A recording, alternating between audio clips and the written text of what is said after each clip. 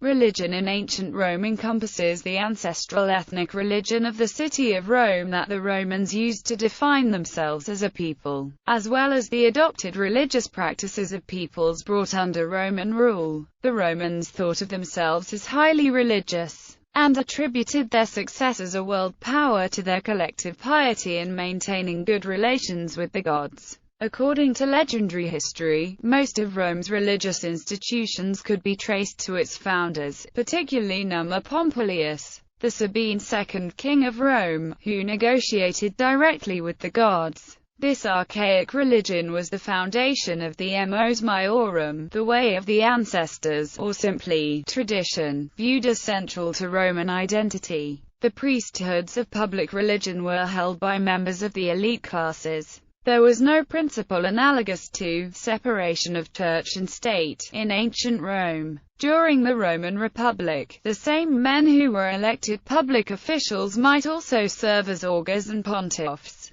Priests married, raised families, and led politically active lives. Julius Caesar became Pontifex Maximus before he was elected consul. The augurs read the will of the gods and supervise the marking of boundaries as a reflection of universal order, thus sanctioning Roman expansionism as a matter of divine destiny. The Roman triumph was at its core a religious procession in which the victorious general displayed his piety and his willingness to serve the public good by dedicating a portion of his spoils to the gods, especially Jupiter, who embodied just rule. As a result of the Punic Wars, when Rome struggled to establish itself as a dominant power, many new temples were built by magistrates in fulfillment of a vow to a deity for assuring their military success. Roman religion was thus practical and contractual, based on the principle of do ut des, I give that you might give. Religion depended on knowledge and the correct practice of prayer, ritual, and sacrifice, not on faith or dogma. Although Latin literature preserves learned speculation on the nature of the divine and its relation to human affairs, even the most skeptical among Rome's intellectual elite, such as Cicero, who was an augur, saw religion as a source of social order. For ordinary Romans, religion was a part of daily life. Each home had a household shrine at which prayers and libations to the family's domestic deities were offered. Neighborhood shrines and sacred places such as springs and groves dotted the city. The Roman calendar was structured around religious observances. Women, slaves, and children all participated in a range of religious activities. Some public rituals could be conducted only by women, and women formed what is perhaps Rome's most famous priesthood, the state-supported Vestals, who tended Rome's sacred hearth for centuries, until disbanded under Christian domination. The Romans are known for the great number of deities they honored, a capacity that earned the mockery of early Christian polemicists. The presence of Greeks on the Italian peninsula from the beginning of the historical period influenced Roman culture, introducing some religious practices that became as fundamental as the cult of Apollo. The Romans looked for common ground between their major gods and those of the Greeks, adapting Greek myths and iconography for Latin literature and Roman art. Etruscan religion was also a major influence, particularly on the practice of augury. Imported mystery religions, which offered initiates salvation in the afterlife, were a matter of personal choice for an individual, practiced in addition to carrying on one's family rites and participating in public religion. The mysteries, however, involved exclusive oaths and secrecy, conditions that conservative Romans viewed with suspicion as characteristic of magic, conspiratorial, or subversive activity. Sporadic and sometimes brutal attempts were made to suppress religionists who seemed to threaten traditional morality and unity, as with the Senate's efforts to restrict the Bacchanals in 186 BC. As the Romans extended their dominance throughout the Mediterranean world, their policy in general was to absorb the deities and cults of other peoples rather than try to eradicate them, since they believed that preserving tradition promoted social stability. One way that Rome incorporated diverse peoples was by supporting their religious heritage.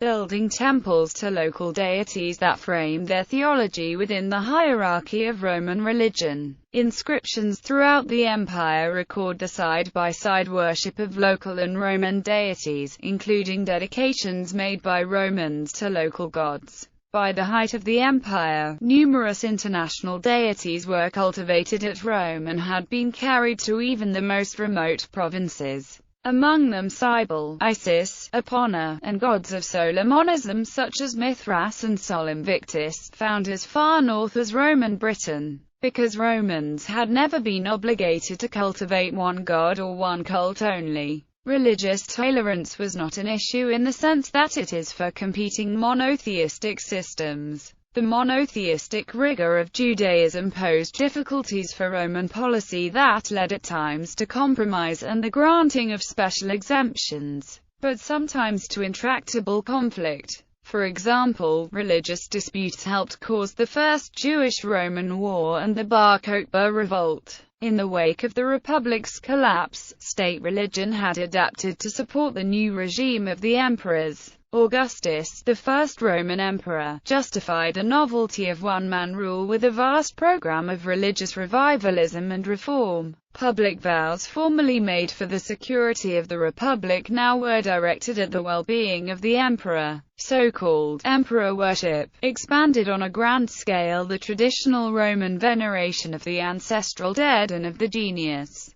the divine tutelary of every individual. Imperial cult became one of the major ways in which Rome advertised its presence in the provinces and cultivated shared cultural identity and loyalty. Throughout the empire, rejection of the state religion was tantamount to treason. This was the context for Rome's conflict with Christianity, which Romans variously regarded as a form of atheism and novel superstition, founding myths and divine destiny. The Roman mythological tradition is particularly rich in historical myths, or legends, concerning the foundation and rise of the city. These narratives focus on human actors, with only occasional intervention from deities but a pervasive sense of divinely ordered destiny. For Rome's earliest period, history and myth are difficult to distinguish. Rome had a semi-divine ancestor in the Trojan refugee Aeneas, son of Venus, who was said to have established the nucleus of Roman religion when he brought the Palladium, Lares and Penates from Troy to Italy.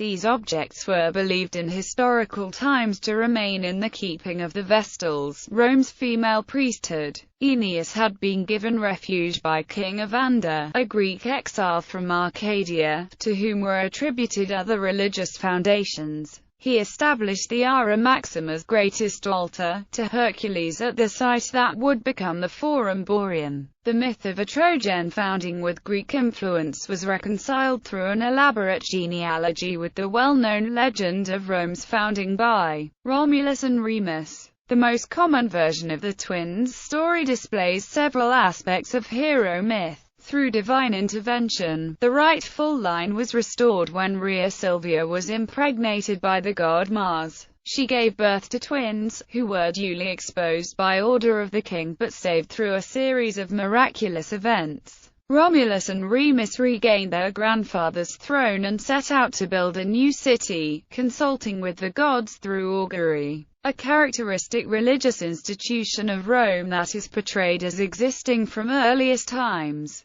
The brothers quarrel while building the city walls, and Romulus kills Remus, an act that is sometimes seen as sacrificial. Fratricide thus became an integral part of Rome's founding myth. Romulus was credited with several religious institutions. He founded the Consualia festival, inviting the neighboring Sabines to participate. The ensuing rape of the Sabine women by Romulus's men further embedded both violence and cultural assimilation in Rome's myth of origins. As a successful general, Romulus is also supposed to have founded Rome's first temple to Jupiter Feretrius and offered the spolia opima, the prime spoils taken in war, in the celebration of the first Roman triumph. Spared a mortal's death, Romulus was mysteriously spirited away and deified. His Sabine successor Numa was pious and peaceable, and credited with numerous political and religious foundations.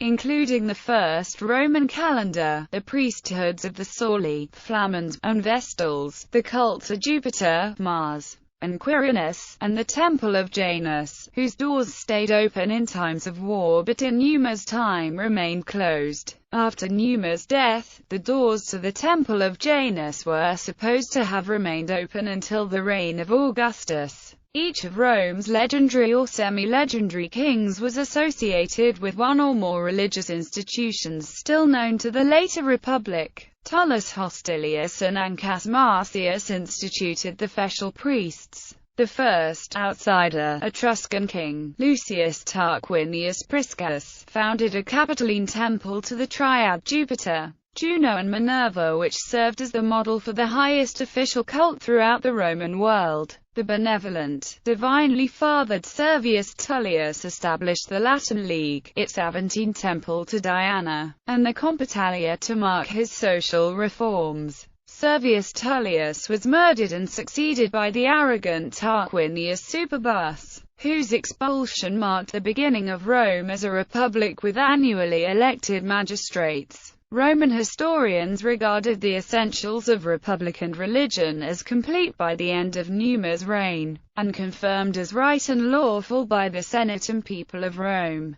The sacred topography of the city, its monuments and temples, the histories of Rome's leading families, and oral and ritual traditions. According to Cicero, the Romans considered themselves the most religious of all peoples, and their rise to dominance was proof they received divine favor in return. Roman deities. Rome offers no native creation myth, and little mythography to explain the character of its deities, their mutual relationships or their interactions with the human world. But Roman theology acknowledged that Dia Mortula ruled all realms of the heavens and earth. There were gods of the upper heavens, gods of the underworld, and a myriad of lesser deities between. Some evidently favored Rome because Rome honored them, but none were intrinsically, irredeemably foreign or alien. The political, cultural and religious coherence of an emergent Roman superstate required a broad, inclusive and flexible network of lawful cults.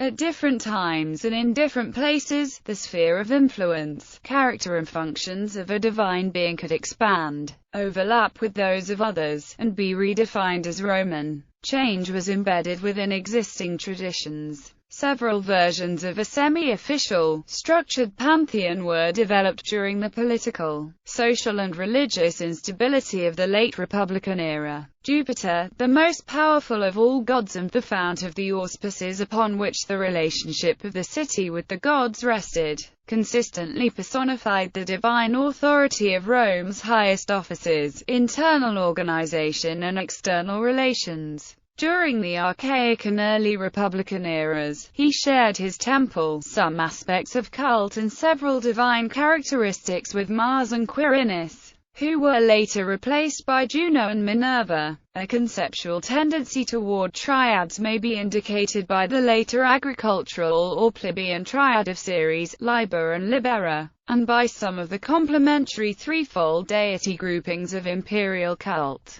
Other major and minor deities could be single, coupled, or linked retrospectively through myths of divine marriage and sexual adventure. These later Roman pantheistic hierarchies are part literary and mythographic, part philosophical creations, and often Greek in origin. The Hellenization of Latin literature and culture supplied literary and artistic models for reinterpreting Roman deities in light of the Greek Olympians, and promoted a sense that the two cultures had a shared heritage. The impressive, costly, and centralized rites to the deities of the Roman state were vastly outnumbered in everyday life by commonplace religious observances pertaining to an individual's domestic and personal deities, the patron divinities of Rome's various neighborhoods and communities, and the often idiosyncratic blends of official, unofficial, local and personal cults that characterized lawful Roman religion. In this spirit, a provincial Roman citizen who made the long journey from Bordeaux to Italy to consult the Sibyl at Tibur did not neglect his devotion to his own goddess from home. I wander, never ceasing to pass through the whole world, but I am first and foremost a faithful worshipper of Onwava. I am at the ends of the earth, but the distance cannot tempt me to make my vows to another goddess. Love of the truth brought me to Tibur, but Onwava's favorable powers came with me. Thus, Divine Mother, far from my homeland, exiled in Italy, I address my vows and prayers to you no less. Holidays and festivals. Roman calendars show roughly 40 annual religious festivals. Some lasted several days, others a single day or less. Sacred days outnumbered non-sacred days. A comparison of surviving Roman religious calendars suggests that official festivals were organized according to broad seasonal groups that allowed for different local traditions. Some of the most ancient and popular festivals incorporated ludi, with examples including those held at Palestrina in honor of Fortuna Primigenia during Compitalia, and the Ludi Romani in honor of Liber. Other festivals may have required only the presence and rites of their priests and acolytes, or particular groups, such as women at the Bona Dea rites. Other public festivals were not required by the calendar, but occasioned by events. The triumph of a Roman general was celebrated as the fulfillment of religious vows, though these tended to be overshadowed by the political and social significance of the event. During the late Republic, the political elite competed to outdo each other in public display, and the ludi attendant on a triumph were expanded to include gladiator contests. Under the Principate, all such spectacular displays came under imperial control. The most lavish were subsidized by emperors, and lesser events were provided by magistrates as a sacred duty and privilege of office. Additional festivals and games celebrated imperial accessions and anniversaries. Others, such as the traditional Republican secular games to mark a new era, became imperially funded to maintain traditional values and a common Roman identity. That the spectacles retained something of their sacral aura even in late antiquity is indicated by the admonitions of the Church Fathers that Christians should not take part. The meaning and origin of many archaic festivals baffled even Rome's intellectual elite, but the more obscure they were, the greater the opportunity for reinvention and reinterpretation, a fact lost neither on Augustus in his program of religious reform, which often cloaked autocratic innovation, nor on his only rival as myth-maker of the era, Ovid. In his Fasta, a long-form poem covering Roman holidays from January to June, Ovid presents a unique look at Roman antiquarian law, popular customs, and religious practice that is by turns imaginative, entertaining, high-minded, and scurrilous, not a priestly account, despite the speaker's poses of Ates or inspired poet-prophet, but a work of description, imagination and poetic etymology that reflects the broad humor and burlesque spirit of such venerable festivals as the Saturnalia, Consualia, and Feast of Anna Perenna on the Ides of March,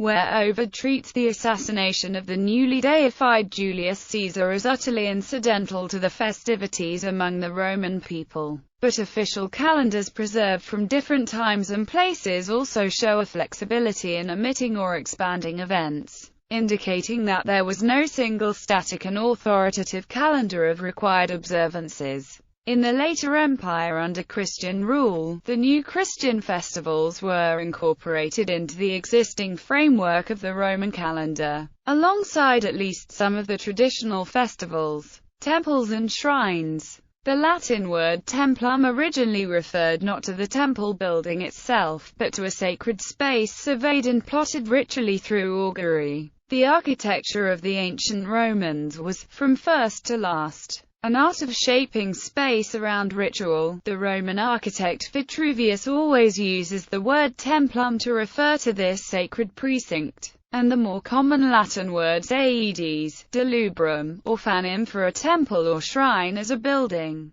The ruins of temples are among the most visible monuments of ancient Roman culture. Animal sacrifice took place at an altar outdoors, as did public religious ceremonies. It might also display artworks looted in war and rededicated to the gods. Temple buildings and shrines within the city commemorated significant political settlements in its development. The Aventine Temple of Diana supposedly marked the founding of the Latin League under Servius Tullius. Many temples in the Republican era were built as the fulfillment of a vow made by a general in exchange for a victory.